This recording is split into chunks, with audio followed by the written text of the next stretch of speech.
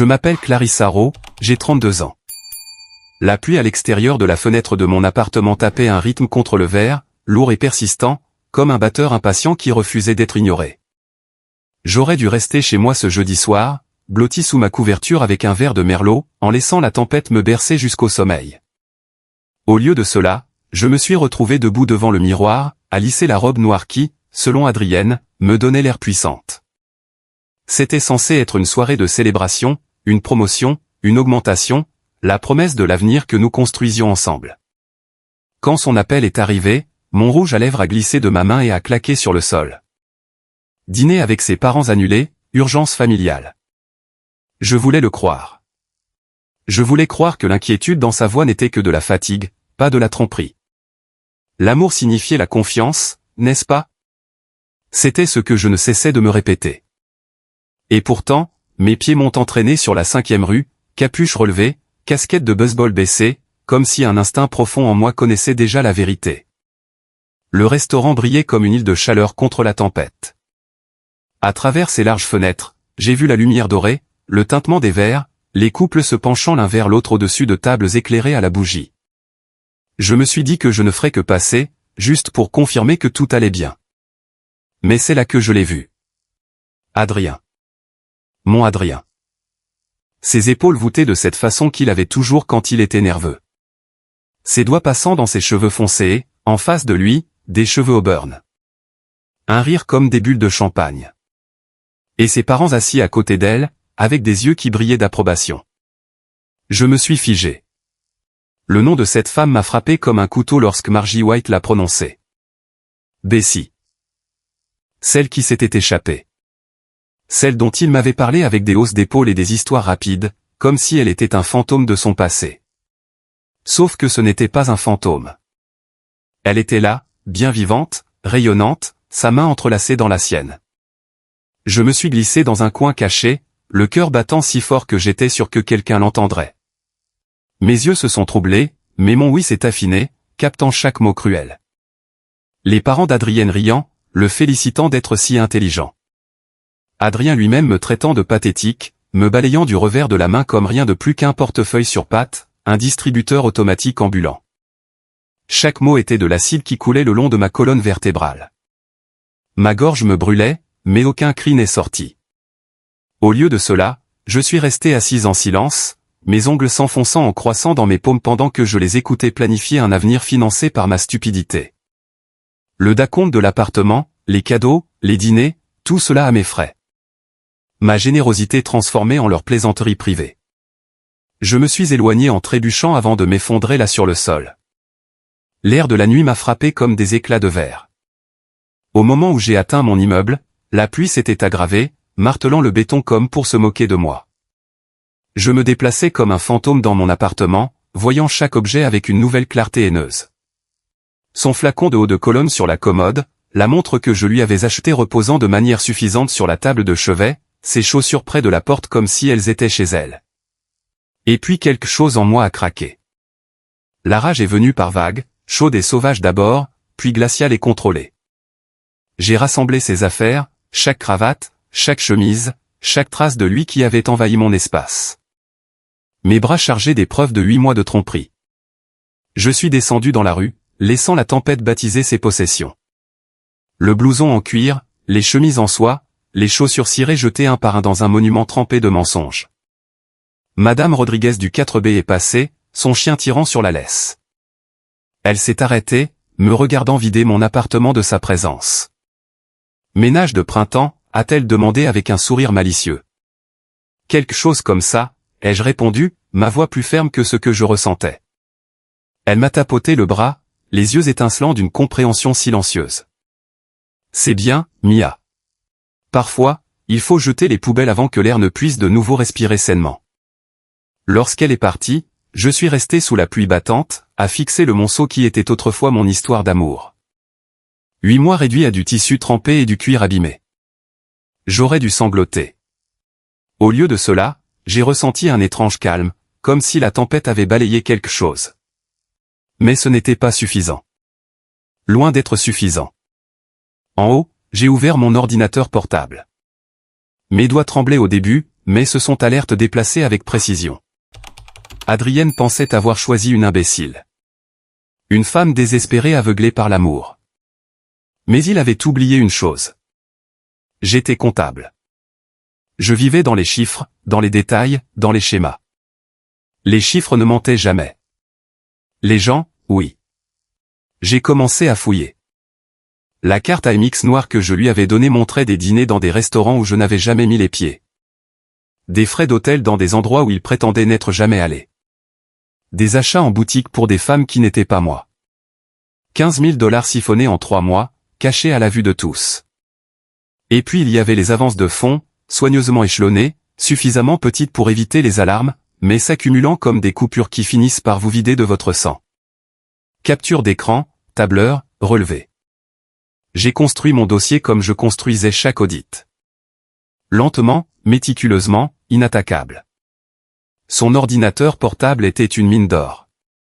Des emails avec Bessie. Des messages avec son ami Jack se vantant du filon d'or. Il riait de moi, de mon appartement, de ma promotion, de l'avenir que je croyais être le nôtre. Adrienne ne m'a pas seulement trahi. Il s'est moqué de moi.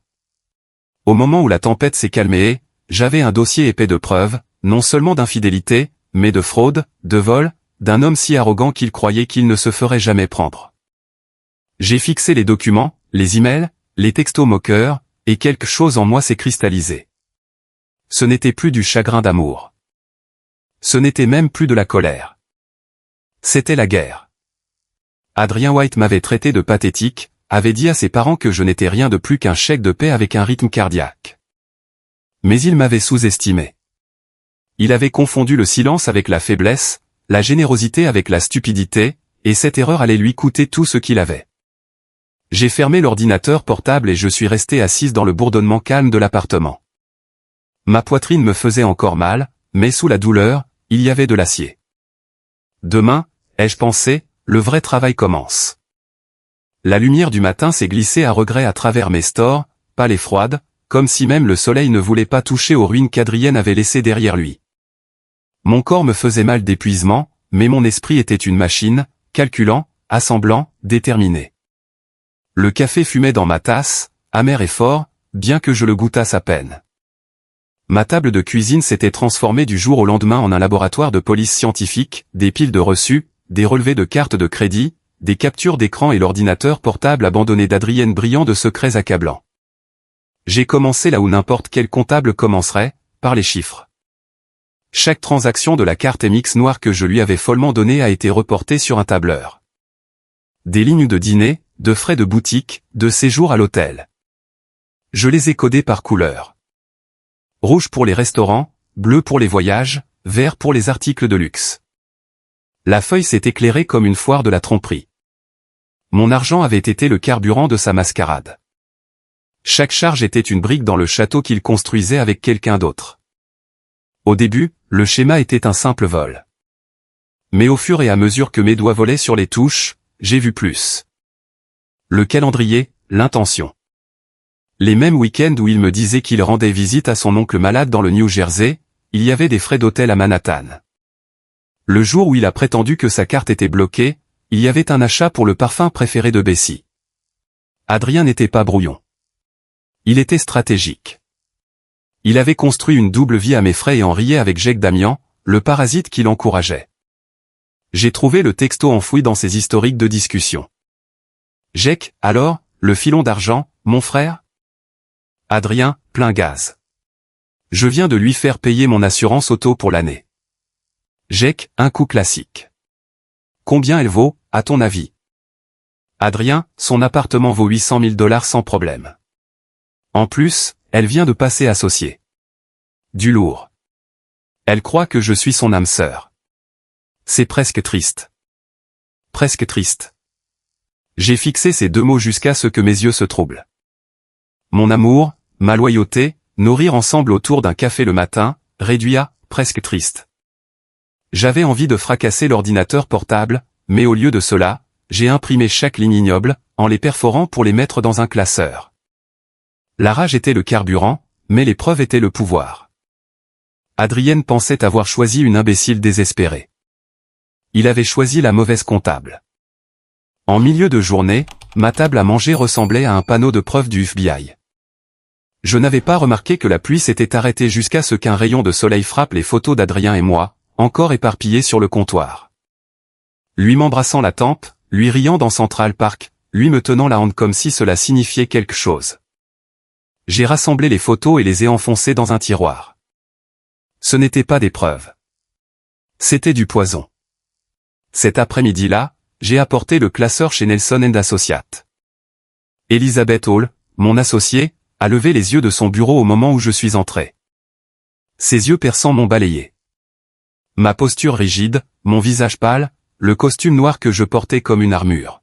« Tu as l'air de quelqu'un qui s'apprête à faire subir un contrôle fiscal à mort », a-t-elle dit sèchement. « Pas loin », ai-je répondu, en laissant tomber le classeur sur son bureau avec un bruit lourd.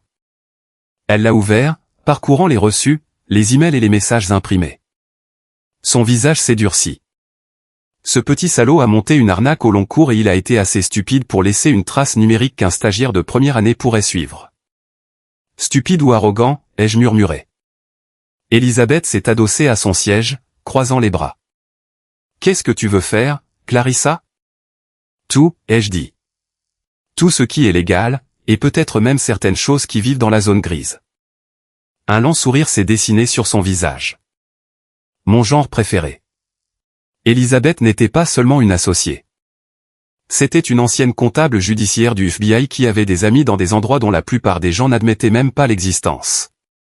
Si quelqu'un pouvait transformer mon enfer privé en la déchéance publique d'Adrienne, c'était elle. Le détective Santos me doit un service, a-t-elle dit, en sortant déjà son téléphone. Division des délits financiers. Il voudra voir ça. Pendant qu'Elizabeth passait ses appels, j'ai passé les miens.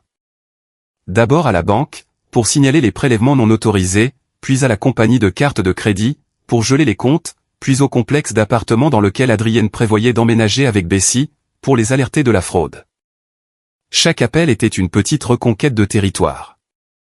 Un morceau de terrain qu'Adrienne m'avait volé était maintenant réclamé sous mon contrôle. Mais je voulais plus que récupérer mon argent. Je voulais qu'il soit démasqué. C'est alors que j'ai composé le numéro de Miranda Walsh, mon ancienne colocataire d'université, désormais grande productrice pour Channel 7 News. Elle a décroché à la deuxième sonnerie, la voix brillante de nostalgie. « Clarissa Rowe », a-t-elle dit. « Je pensais justement à toi la semaine dernière. Quelle est l'occasion ? S'il te plaît, dis-moi que tu ne m'appelles pas pour me vendre une assurance vie. J'ai une histoire, ai-je dit. Ma voix m'a surprise, ferme, forte, avec un tranchant que je ne me connaissais pas, et tu vas la vouloir.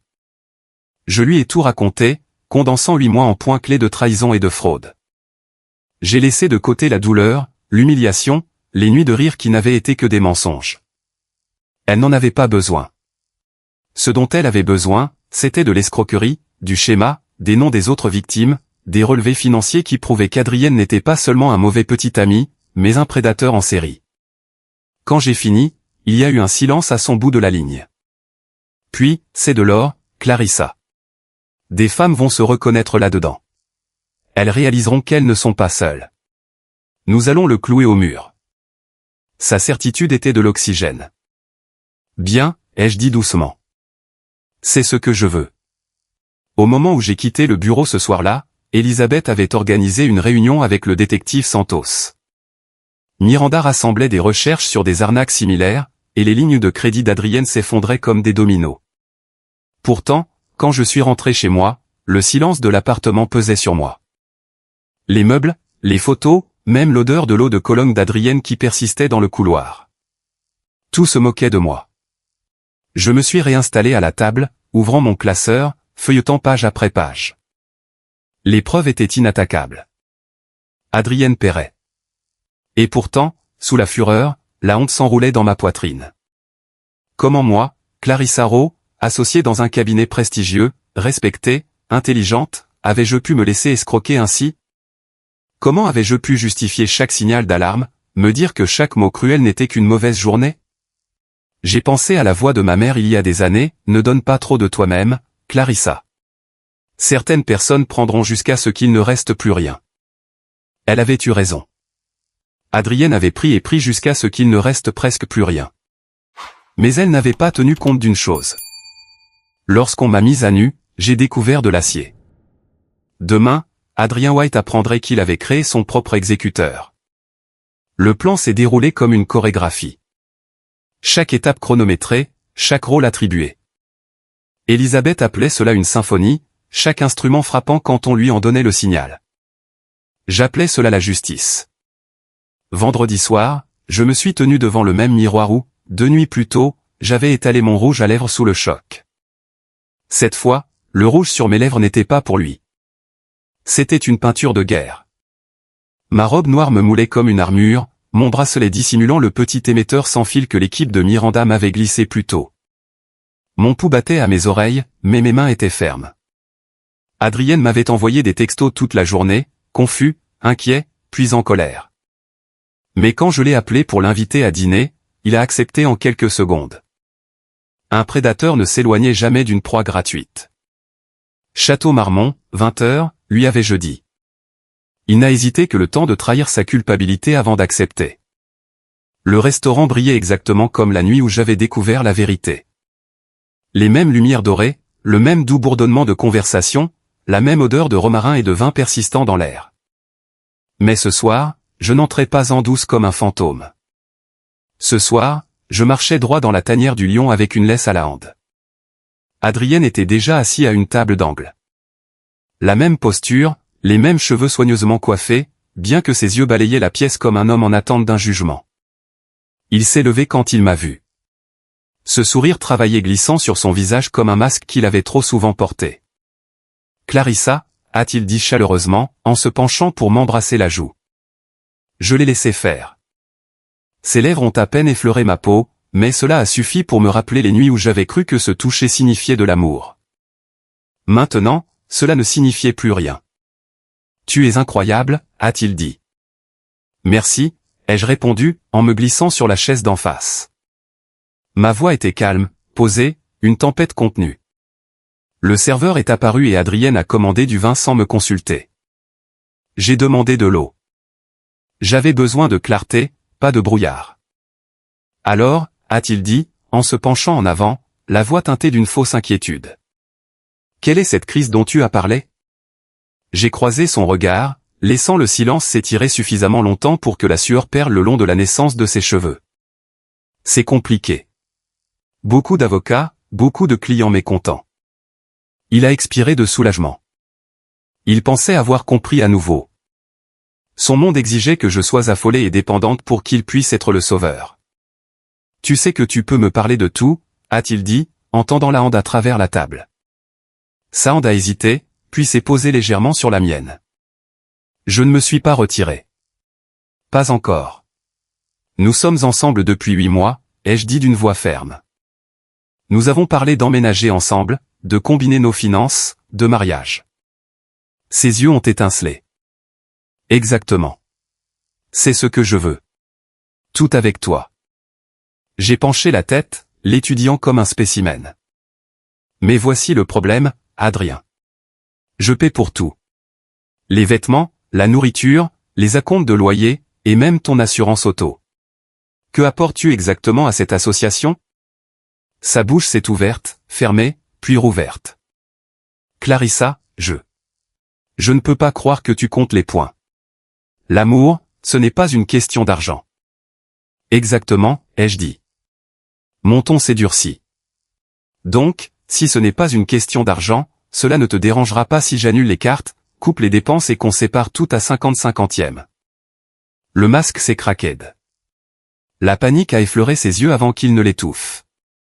Je suis entre 2 emplois en ce moment. Une fois que mon entreprise de graphisme aura décollé. Quelle entreprise, ai-je rétorqué, ma voix tranchant à travers le bourdonnement du restaurant. Des têtes se sont tournées. Il s'est ratatiné, baissant la voix. C'est compliqué. Non, ai-je dit, en me penchant plus près. Ce qui est compliqué, c'est d'expliquer pourquoi ton ami Gécan sait plus sur mes finances que moi. Ce qui est compliqué, c'est Bessie Cadenne. Dois-je continuer? La couleur s'est vidée de son visage. Comment sais-tu?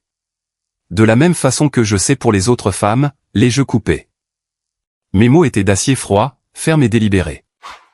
De la même façon que je sais que tu m'as utilisé comme ton distributeur automatique personnel tout en planifiant ton avenir heureux avec quelqu'un d'autre.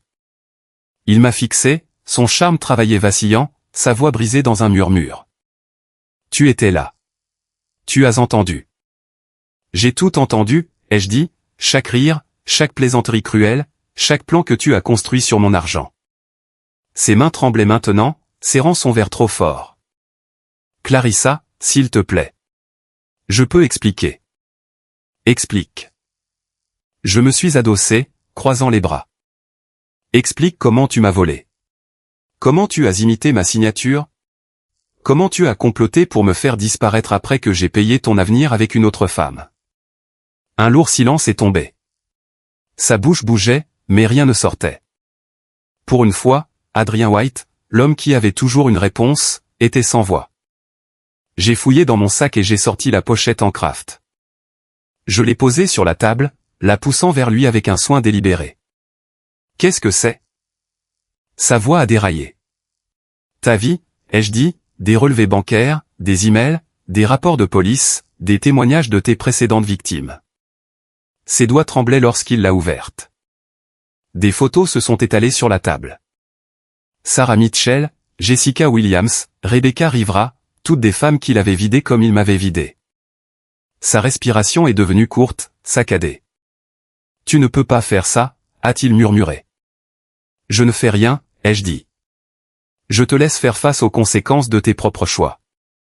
Il a levé les yeux alors, le regard sauvage, désespéré.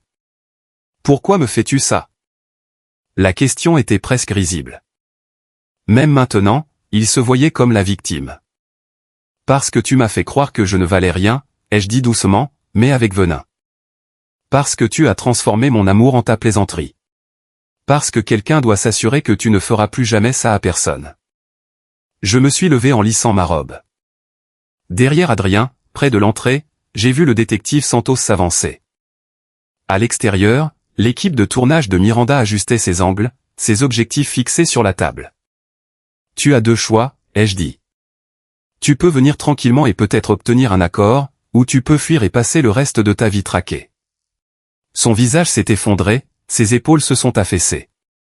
Le masque avait disparu. Il n'était plus qu'un homme acculé, dépouillé de ses mensonges. Le déclic des menottes a résonné dans le restaurant comme un coup de marteau de juge. Les conversations se sont arrêtées, les clients se sont retournés, et Adrien White a été conduit à travers la pièce, la tête basse, les épaules voûtées. Les flashs des caméras de Miranda l'ont baigné d'une lumière blanche. Sa déchéance n'était plus un secret chuchoté entre amants. Elle était diffusée pour que le monde entier la voie, et je n'ai pas détourné le regard. La nouvelle est tombée avant l'aube. Le titre de Chanel 7 a éclaté sur les écrans de télévision, un escroc de l'amour démasqué. De nombreuses victimes témoignent. Le visage d'Adrienne remplissait l'écran, pâle et brisé, bien loin de l'homme qui charmait autrefois des pièces entières d'un simple sourire. Je m'assieds sur mon canapé, serrant une tasse de café devenue froide, regardant mon cauchemar privé devenir un dossier public. Les images étaient brutales. Son arrestation au château Marmont, le dossier de preuves étalé sur la table. Le détective Santos lui lisant ses droits pendant que les caméras de Miranda captaient chaque crispation de sa mâchoire.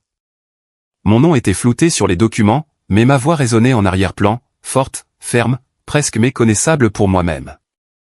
En milieu de matinée, mon téléphone vibrait sans s'arrêter. Des collègues du cabinet, des cousins éloignés à qui je n'avais pas parlé depuis des années, même ma mère m'appelant depuis la Floride, la voix tremblante de fureur contre l'homme qui avait fait du mal à sa fille. Mais les appels qui me importaient le plus venaient de numéros que je ne connaissais pas. Est-ce Clarissa Rowe? A demandé une femme avec hésitation. Oui, je m'appelle Sarah Mitchell. Je suis médecin. Adrienne m'a volé 40 000 $ il y a 3 ans. Je pensais que je ne verrais jamais la justice jusqu'à ce que je voie votre histoire hier soir. Sa voix a déraillé. Merci de ne pas avoir eu trop honte pour témoigner. Vous m'avez rendu ma dignité. Un autre appel, une autre voix. Jessica Williams, une avocate qui avait payé pour les soi-disant frais de scolarité d'Adrienne. Puis Rebecca Rivera, une ingénieure logicielle dont les économies s'étaient envolées dans sa jeune entreprise fantôme. Une par une, leurs histoires ont déferlé sur la ligne. Des détails différents, le même schéma, charme, manipulation, ruine financière. Chaque voix cousait en moi un étrange mélange de chagrin et de soulagement. Je n'étais pas seul. Je n'avais pas été choisi parce que j'étais stupide ou désespéré. J'étais une parmi tant d'autres. Cette prise de conscience m'a plus affermi que n'importe quelle victoire ne le pourrait. Dans l'après-midi, Elisabeth est entrée comme une brise dans mon bureau chez Nelson & Associates, ses talons claquant comme des coups de feu. Elle a déposé une pile de dossiers sur mon bureau. 3 autres femmes. Des plaintes qui n'ont jamais dépassé le stade de l'embarras. Santos est en train de monter un dossier qui pourrait envoyer Adrien à l'ombre pour des années. Des années, ai-je répété, le mot ayant un goût à la fois doux et creux. Des années en prison n'effaceraient pas les mois qu'il m'avait volés. Mais c'était quelque chose. Elisabeth m'a observé. Tu n'as pas l'air triomphante. J'ai secoué la tête. Je ne me sens pas triomphante, juste pas tirée d'affaire. Elle s'est adossée à sa chaise. Bien. Reste sur ta faim. Nous n'avons pas fini. Elle avait raison. Nous n'avions pas fini parce que ce soir-là, l'histoire a pris une tournure plus sombre. À 19h précise, mon assistante a frappé à ma porte. Il y a une femme ici pour vous voir, a-t-elle dit avec précaution. Elle dit s'appeler Bessie Cadden. Mon sang n'a fait qu'un tour. Faites-la entrer et restez pas loin. La femme qui est entrée ne ressemblait en rien à la beauté rayonnante aux cheveux auburn que j'avais vue au restaurant.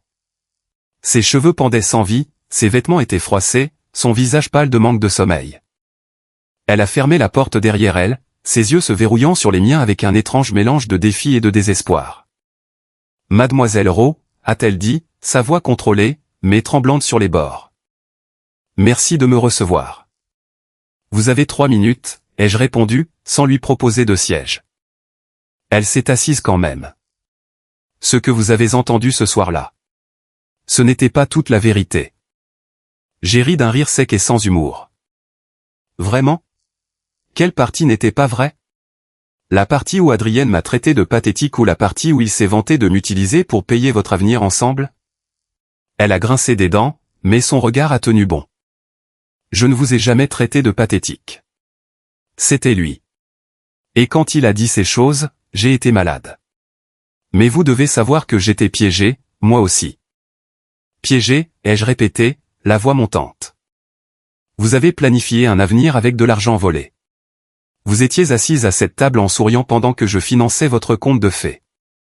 Le calme de Bessie s'est brisé, ses mains se tordant sur ses genoux. Adrien m'a dit que vous saviez. Il a dit que vous l'aidiez parce que vous vouliez qu'il soit heureux, même si ce n'était pas avec vous. Il a dit que vous étiez comme une sœur pour lui, que vous nous souteniez. Le mensonge était si extravagant que j'ai failli m'étouffer. Et vous avez cru ça? Je voulais y croire, a-t-elle murmuré, parce que l'alternative était d'admettre que l'homme que j'aimais était un criminel. Ses yeux brillaient de quelque chose. Des remords peut-être, ou du jeu d'acteur. Je ne pouvais pas savoir. J'ai cherché sur son visage le même charme travaillé qu'Adrien avait manié. Au lieu de cela, j'ai vu de l'épuisement, du regret et les fils fragiles de quelqu'un qui se décompense.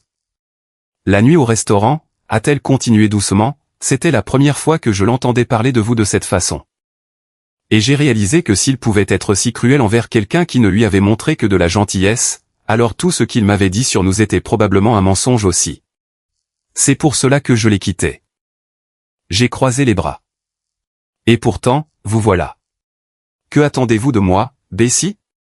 Du pardon, de la solidarité, un témoignage de moralité? Rien, a-t-elle dit, en se levant lentement. Je voulais juste que vous sachiez qu'Adrien ne vous a pas seulement manipulé, vous. Il m'a manipulé aussi. Il a utilisé mon nom pour ouvrir des cartes de crédit, des prêts. Je fais face à des accusations en Californie à cause de lui. J'étais sa partenaire, oui, mais aussi sa victime. Elle a atteint la porte, puis s'est retournée, la voix à peine audible. Adrien White est un monstre. Le pire, c'est qu'il est si bon dans ce qu'il vous fait croire que vous êtes le méchant dans votre propre histoire. Ses yeux se sont adoucis. Je suis contente que vous ayez été assez forte pour vous battre. J'aurais aimé l'être aussi. Et puis elle est partie, ne laissant que la légère odeur de pluie et de parfum dans la pièce. Je suis restée assise là pendant un long moment, à fixer la chaise vide qu'elle avait réclamée sans permission. Disait-elle la vérité, ou était-ce une autre couche de l'arnaque, une autre performance conçue pour rejeter la faute et gagner la sympathie? Cela n'avait pas d'importance. Qu'elle soit une victime ou une co-conspiratrice, le résultat était le même. L'empire d'Adrienne White s'effondrait, et le monde de Bessie n'était pas loin derrière. Mais ces mots me collaient à la peau comme de la fumée. Il vous fait croire que vous êtes le méchant dans votre propre histoire. Et pendant un moment, je me suis demandé si elle n'avait pas raison. Le tribunal sentait légèrement la poussière et la nervosité, un mélange de vieux cirage à bois et de trop d'aveux chuchotés. Je m'assieds au premier rang, mon classeur à la hande, tandis qu'Adrienne entrait en traînant les pieds dans la salle, enchaînée, ses chaussures autrefois cirées remplacées par des tatanes de prison usées. Il ne m'a pas regardé, mais j'ai senti le poids de sa présence comme une ombre qui refusait de se lever. La juge Daniels présidait, sa voix nette et précise. Monsieur White, vous êtes accusé de multiples chefs de fraude, d'usurpation d'identité et de vol qualifié. Les accusations se sont enchaînées. Une litanie de vols au fil des ans. Les visages des femmes qui avaient cru en lui défilant dans mon esprit. Sarah, Jessica, Rebecca, moi-même. Chacune d'entre nous avait payé le prix de son charme. Chacune d'entre nous était assise ici maintenant, unie par la survie. L'avocat d'Adrienne a tenté de le présenter comme un homme qui avait perdu son chemin, quelqu'un de dépassé par le désespoir financier. J'ai failli rire. Le désespoir ne venait pas dans des costumes Armani achetés avec des cartes de crédit volées. Le désespoir ne buvait pas du vin à $200 lors de dîners payés avec ma prime de promotion. Quand ce fut mon tour, je me suis levé. Ma voix n'a pas tremblé. Adrien White n'est pas un homme qui a trébuché. C'est un homme qui a planifié. Il a étudié les faiblesses comme d'autres étudient les livres. Il a identifié la compassion et l'a transformée en monnaie d'échange. Il a pris ce qui était donné librement, l'amour, la confiance, la générosité, et en a fait une arme. Il n'a pas seulement pris de l'argent. Il a pris la confiance, la dignité, des années de nos vies. Et il a ri en le faisant. Adrienne m'a enfin regardé alors. Ses yeux n'étaient ni suppliants ni repentants.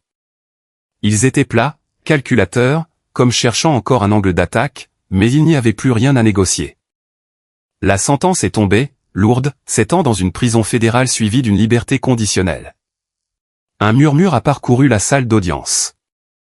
Ce n'était pas assez pour les femmes qui avaient perdu leurs économies, mais c'était plus que ce que la plupart d'entre nous avaient osé espérer. Lorsque le huissier l'a emmené, je n'ai pas ressenti de triomphe. J'ai ressenti le premier souffle d'une page qui se tourne. Le cas de Bessie s'est déroulé à l'autre bout du pays. En Californie, les procureurs ont révélé son historique d'arnaque, se faisant passer pour une artiste en difficulté, manipulant des hommes riches pour qu'ils financent son rêve. Pourtant, au tribunal, elle a témoigné contre Adrien, révélant comment il avait utilisé son identité pour sa fraude sur la côte est. Sa coopération lui a valu un accord de plaidé coupable, 3 ans de prison. Que les remords l'aient vraiment traversé ou qu'elle ait simplement choisi la préservation de soi, je ne le savais pas. Pendant ce temps, Elisabeth s'est jetée avec moi dans les suites de l'affaire. Nous allons récupérer une partie de ton argent, a-t-elle promis, bien que son ton soit pragmatique. La confiscation des avoirs était compliquée. Les comptes bancaires d'Adrienne étaient gelés, ses biens saisis, mais démêler ce qui avait été acheté avec l'argent de qui était un labyrinthe. Pourtant, lentement, des morceaux sont revenus. Une partie des frais non autorisés remboursés par la banque, un chèque de remboursement du complexe d'appartements où Adrienne avait essayé de garantir un bail avec ma carte. Des mois plus tard, j'ai ouvert une lettre du service des réclamations d'assurance me confirmant que des procédures de restitution me rembourseraient près de la moitié de ce que j'avais perdu. Ce n'était pas tout. Ce ne serait jamais tout, mais c'était quelque chose. J'ai vendu l'appartement. Les murs chuchotaient trop de souvenirs. L'air était lourd de la présence fantôme d'Adrienne. J'ai acheté un endroit plus petit en centre-ville, modeste, mais entièrement à moi. Chaque lampe, chaque tasse, chaque photo sur le mur a été choisie par moi, pour moi. Pas de fantôme, pas de parasite. Elisabeth me taquinait un soir alors que nous déballions des cartons dans mon nouveau salon, tu te rends compte que toute cette histoire t'a transformée en comptable vigilante, n'est-ce pas? Tu es fondamentalement Batman avec des tableurs. En mieux habillé, ai-je rétorqué. Et pour la première fois depuis des mois, un rire a jailli de moi, sans contrainte. Mais elle avait raison. Le mot s'est répandu rapidement. Des cabinets d'avocats m'appelaient pour me demander si je pouvais être consultante sur des affaires de fraude. Des détectives me contactaient pour mon expertise sur les schémas de victimes. Même des inconnus m'envoyaient des emails en disant qu'ils avaient vu l'histoire aux informations, me remerciant de leur avoir donné du courage. Un soir, longtemps après le départ d'Elisabeth, je m'assieds à mon bureau, feuilletant un nouveau dossier d'affaires. Une propriétaire de petite entreprise escroquée par son associé. Des détails différents, la même histoire. J'ai ressenti cette chaleur familière dans ma poitrine. Plus de la rage désormais, mais un objectif. Adrien pensait m'avoir brisé. Ce qu'il avait vraiment fait, c'était me forger en quelque chose de plus tranchant. Pourtant, les nuits n'étaient pas toujours faciles. Parfois, je me réveillais à 3 heures du matin, le cœur battant la chamade, convaincu d'avoir entendu sa clé dans la porte. Parfois, j'attrapais une bouffée d'eau de Cologne dans le métro et j'avais failli m'étouffer. La guérison n'était pas une ligne droite, mais chaque jour, je m'éloignais un peu plus des ruines. 6 mois après le procès, je suis retourné au tribunal, pas pour Adrien, mais pour moi-même. Je suis resté assise en silence dans le public, le classeur fermé sur mes genoux, regardant une autre affaire de fraude se dérouler. Une jeune femme témoignait contre son ex-petite amie, la voix tremblante de la même honte que je portais autrefois. Je voulais me lever et lui dire qu'elle n'était pas seule, que les prédateurs prospéraient dans le silence, que dire sa douleur à haute voix était déjà une victoire. Au lieu de cela, j'ai juste écouté. Et quand elle a fini, quand elle est restée assise en tremblant sur son siège, j'ai croisé son regard et j'ai fait un petit hochement de tête, un message silencieux, tu es plus forte que tu ne le penses. À l'extérieur, la ville bourdonnait comme si rien de monumental ne s'était produit. Mais pour moi, c'était le cas. Adrienne était partie, son règne démantelé, son nom traîné dans la lumière. Bessie était derrière les barreaux, ses manigances démantelées aussi. J'avais reconstruit une vie à partir des cendres. Pourtant, sous tout cela, une vérité tenace pulsait. La justice n'était jamais la fin. C'était le début d'un nouveau genre de responsabilité. Et que cela me plaise ou non, j'étais prête à la porter. Central Park sentait l'herbe mouillée et les arachides grillés provenant d'un chariot voisin. Le genre de confort ordinaire qui semblait étranger après des années de chaos. Je m'y promenais un soir quand j'ai entendu quelqu'un se racler la gorge derrière moi. « Excusez-moi, êtes-vous Clarissa Rowe ?» Je me suis retourné, l'instinct se crispant dans ma poitrine. Il était grand, élancé, avec des yeux doux qui ne sciaient pas quand il croisait les miens. Dans Sound se trouvait un exemplaire plié du Wall Street Journal. Mon nom était en première page, un article sur le travail de conseil que je faisais depuis le procès d'Adrienne. Oui, ai-je dit prudemment. Je m'appelle Michael Edwards, a-t-il dit en me tendant la hand. Je suis procureur chargé des délits financiers au bureau du procureur de Manhattan. Je voulais vous remercier pour ce que vous faites, votre témoignage, votre analyse. Cela a changé la façon dont nous poursuivons les affaires. Il n'y avait pas de boniment dans sa voix, pas de sous-entendu louche que j'avais appris à repérer, juste du respect pur et simple. Nous avons parlé, debout sous l'arcade tandis que les meutes de footing passaient à côté de nous. Il m'a parlé de la charge de travail croissante de son bureau, des victimes trop effrayées pour parler jusqu'à ce que mon histoire passe sur les ondes.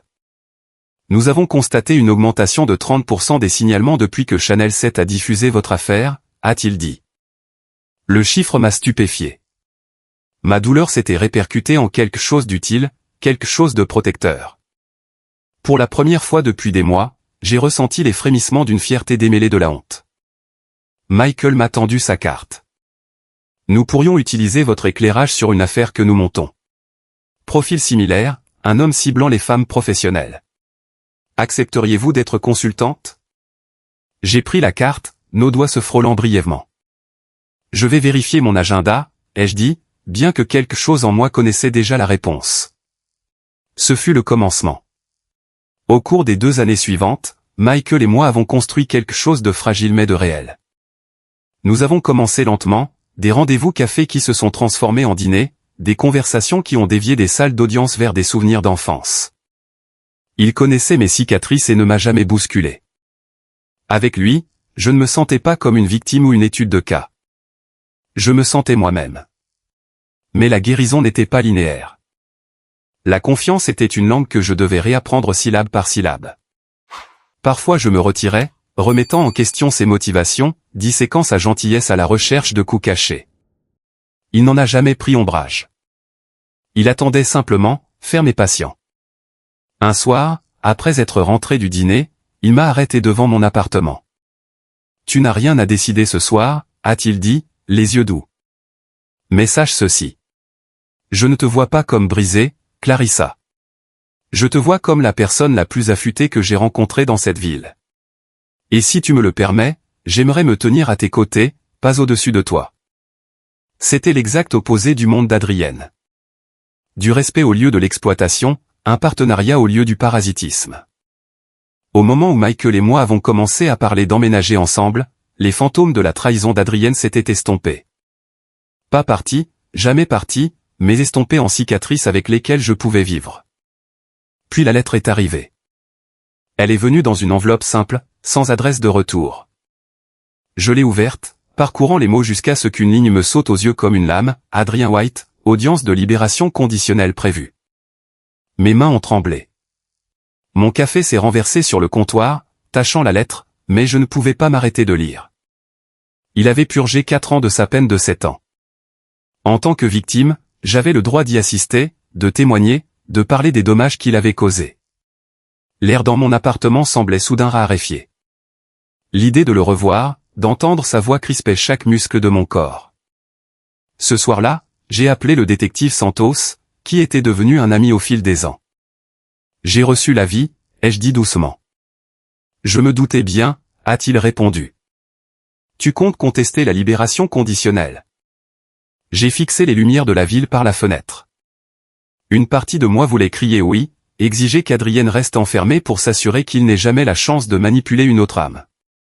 Mais une autre partie de moi, la partie qui avait grandi au fil des années de guérison, savait que je ne pouvais pas laisser son ombre dicter mes choix pour toujours. Je vais témoigner, ai-je dit finalement. Mais pas pour me venger. Je dirai à la commission ce qu'il a fait, ce que cela a coûté, pourquoi les gens comme lui ont besoin d'être surveillés. Après cela, la décision leur appartient. Il y a eu un silence. Puis la voix de Santos s'est adoucie. C'est une réponse mature, Clarissa. Il m'a fallu des années pour apprendre que la justice n'est pas toujours la punition. Parfois, c'est lâcher prise. J'aurais aimé que lâcher prise soit aussi simple que de raccrocher un téléphone. Mais alors même que je reglissais la lettre dans son enveloppe, mon reflet dans la fenêtre sombre me rappelait que c'était le dernier fil, et je n'étais pas sûr que le couper me libérerait ou rouvrirait la plaie. La salle d'audience de libération conditionnelle était plus petite que je ne l'avais imaginé. Pas de grande salle d'audience, pas d'écho dramatique du marteau d'un juge, juste un panneau de 3 membres de la commission assis derrière une longue table en chêne. Des néons qui bourdonnaient au-dessus de nos têtes et quelques chaises éparpillées où les victimes pouvaient parler si elles le souhaitaient. Je m'assieds au premier rang, mon classeur sur les genoux, le même que j'avais apporté au tribunal des années plus tôt. Il semblait plus lourd maintenant, pas à cause de son contenu, mais à cause des souvenirs qu'il portait. Elisabeth était assise derrière moi pour me soutenir, Michael à mes côtés. Adrienne est entrée par une porte latérale enchaînée, escortée par des gardes. Même dans la tenue terne, il essayait de se tenir droit, la mâchoire levée comme si la dignité pouvait être sauvée par la posture. Ses yeux ont balayé la pièce, se posant sur moi pendant une seconde seulement avant de s'esquiver. Pour la première fois, j'ai vu non pas le prédateur charmant qui avait autrefois régi ma vie, mais un homme vieilli par le confinement. Plus mince, sa confiance n'étant plus qu'une coquille fêlée. La commission a commencé. Son avocat a parlé en premier, tissant une histoire de réhabilitation. Monsieur White a participé à des programmes de thérapie, a suivi des cours de responsabilité financière et a exprimé de profonds remords pour ses actions passées. Il a une offre d'emploi qui l'attend dans un cabinet de graphisme prêt à lui donner une seconde chance. J'ai failli rire. Le graphisme, la même carrière fantôme qu'il avait utilisée pour me siphonner de l'argent. Certains mensonges ne mouraient jamais, ils changeaient juste d'emballage. Puis ce fut le tour d'Adrienne. Il s'est raclé la gorge, sa voix plus douce que dans mes souvenirs. J'ai fait des erreurs, a-t-il dit, des erreurs terribles. J'ai laissé l'avidité m'aveugler. La prison m'a appris l'humilité, la discipline, la foi. Il a jeté un rapide coup d'œil dans ma direction. Je ne peux pas effacer la douleur que j'ai causée, mais je veux la chance de vivre différemment. Les mots étaient fluides, mais la cadence était fausse, trop répétée, trop polie. C'était la même performance qu'il avait donnée dans chaque restaurant, chaque conversation tardive, chaque moment où il m'avait convaincu que l'amour était réel. « Mademoiselle Rowe, a dit la présidente de la commission, aimeriez-vous faire une déclaration ?» Je me suis levé, classeur à la hande, et j'ai marché jusqu'au petit pupitre. Mes paumes étaient moites, mais ma voix restait ferme. Je m'appelle Clarissa Rowe. J'étais l'une des victimes d'Adrien White. Bien que victime soit un mot trop simple pour ce que nous avons enduré. Il n'a pas seulement volé de l'argent. Il a volé la confiance. Il a militarisé l'affection. Il a réduit l'amour à un levier. Quand je l'ai rencontré, je croyais que la générosité était une force. Il m'a appris à la voir comme une faiblesse. Il ne m'a pas seulement laissé avec des dettes, mais avec une honte si lourde que je pouvais à peine en parler. Adrien s'est agité sur sa chaise, mais je ne l'ai pas regardé. J'ai regardé la commission. Je me tiens ici aujourd'hui non pas pour demander vengeance. Il a déjà purgé des années. C'est le rôle de la loi. Mais j'ai besoin que cette commission comprenne que le dommage de ces crimes ne se mesure pas en dollars. Il se mesure en nuits d'insomnie, en estime de soi brisée, dans l'effet de ricochet qui s'étend à chaque relation après. Sa réhabilitation est sa responsabilité, pas la mienne à affirmer. Ce que je peux affirmer, c'est ceci, les hommes comme Adrien ne s'arrêtent pas à moins d'être surveillés. Ne s'arrêtent pas à moins d'être tenus pour responsables. Libérez-le si vous le choisissez, mais ne vous laissez pas tromper. C'est un menteur expérimenté. Il m'a trompé. Il en a trompé d'autres. Il se peut même qu'il vous trompe en ce moment. Le silence s'est répandu dans la pièce. La présidente de la commission a lentement hoché la tête. Merci, mademoiselle Rowe. Je suis retourné à mon siège, mes genoux soudainement faibles. Michael m'a serré la hande, son pouce traçant des cercles réguliers sur ma peau. La commission s'est retirée pour délibérer. L'attente semblait sans fin, chaque tic-tac de l'horloge me ramenant à travers des souvenirs que j'aurais aimé avoir enterrés. Le rire d'Adrienne dans ce restaurant, l'humiliation qui avait alimenté ma vengeance, le déclic des menottes qui se refermaient. Enfin, la commission est revenue. La présidente s'est raclé la gorge. Après examen des preuves et des témoignages, la commission a décidé de refuser la libération conditionnelle. Pour le moment, M. White purgera le reste de sa peine avec possibilité de réexamen dans 2 ans. Les épaules d'Adrienne se sont affaissées. Pour la première fois, le masque s'est craqué. Il avait l'air vide. Pas en colère, pas défiant, juste creux. Le soulagement ne m'a pas submergé de la façon dont je m'y attendais. Au lieu de cela, un sentiment plus calme s'est installé, la fin d'un chapitre. Le genre qui ne rugissait pas comme un triomphe, mais chuchotait comme une porte qui se ferme. À l'extérieur, alors que nous sortions dans l'air vif de l'automne, Elisabeth a souri. « Tu as été brillante là-dedans. » Michael a passé un bras autour de moi. « Tu n'as pas seulement témoigné, Clarissa. Tu as réclamé le récit. » J'ai expiré, regardant le nuage de ma respiration s'évaporer. Je pense que c'est enfin la fin. Mais au moment même où je le disais, je savais que les fins n'étaient jamais aussi nettes. Quelque part là-bas, une autre femme tombait amoureuse d'un autre sourire poli. Quelque part, un autre prédateur écrivait son scénario. Et qu'Adrienne reste derrière les barreaux ou non, je n'en avais pas fini. 6 mois plus tard, la fenêtre de mon bureau donnait sur une ville baignée par la lumière de la fin d'après-midi, le genre qui transformait les gratte-ciel en or fondu. Holland Financial Investigation avait grandi plus vite que je ne l'avais rêvé.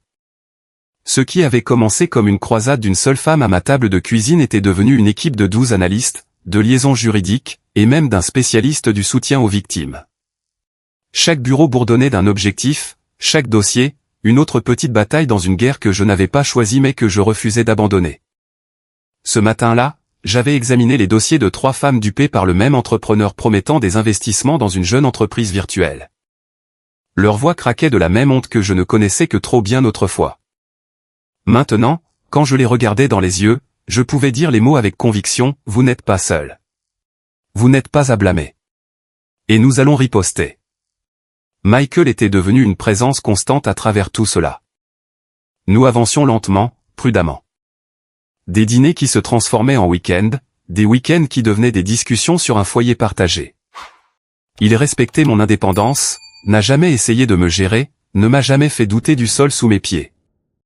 Un soir, alors que nous étions assis sur mon balcon avec la ville qui bourdonnait en bas, il a dit, « Tu sais, Clarissa, tu ne fais pas que fermer des dossiers, tu fermes des blessures. » Je n'ai pas répondu.